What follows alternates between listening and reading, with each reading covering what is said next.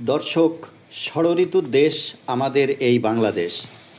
ঋতুর পরিবর্তনের সঙ্গে বদলে যায় প্রকৃতির রূপ ও আবহাওয়ার বৈচিত্র্য। বর্তমানে চলছে গ্রীষ্মকাল। বৈশাখ ও জ্যৈষ্ঠ এই 2 মাস নিয়ে গ্রীষ্ম ঋতু।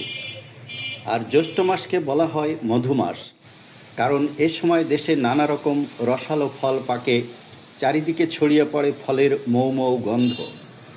তবে বৈশাখ মানেই শুধু প্রকৃতির সৌন্দর্য নয়, এর সঙ্গে জড়িয়ে আছে এক ধরনের আতঙ্ক। প্রতি বছর এ সময় কালবৈশাখী ঝড়ে দেশের বিভিন্ন অঞ্চলে ক্ষয়ক্ষতির ঘটনা ঘটে। মাঠের ফসল নষ্ট হয়, ক্ষতিগ্রস্ত হয় ঘরবাড়ি।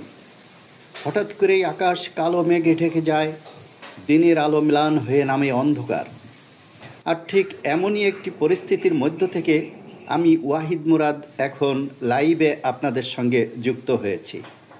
এখন বেলা হয়তো 5:30 হবে। খুলনার দিঘলিয়া উপজেলার বিভিন্ন এলাকায় হঠাৎ করেই আকাশ কালো মেঘে ঢেকে যায়। ভিডিওতে আপনারা দেখতে পাচ্ছেন চারদিক কেমন অন্ধকার হয়ে গেছে। মুহূর্তের মধ্যেই শুরু হয়েছে দমকা বাতাস। এলাকার মানুষ আতঙ্কিত হয়ে পড়েছেন, এই বুঝি শুরু হতে যাচ্ছে কালবৈশাখী ঝড়। আমি এখন ঘটনাস্থল থেকেই আপনাদের সেই দৃশ্য দেখানোর চেষ্টা করছি। বাতাসের তীব্রতা বাড়ছে, গাছপালা দুলছে, এই তো শুরু হয়েছে বৃষ্টি। প্রকৃতির ভয়াল রূপ দেখে এলাকাবাসীর মধ্যে আতঙ্ক ছড়িয়ে পড়লেও মহান আল্লাহর অশেষ রহমতে কোনো বড় ক্ষয়ক্ষতি বা দুর্যোগের ঘটনা ঘটেনি। প্রথম হালকা বৃষ্টি নামলেও এখন তা তীব্র আকার ধারণ করছে।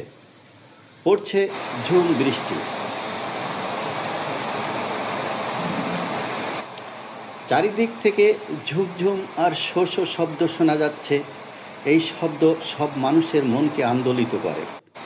আর যারা টিনের চালের নিচে বসবাস করেন, এ শব্দে তারা হন শিহরিত এবং পুলকিত।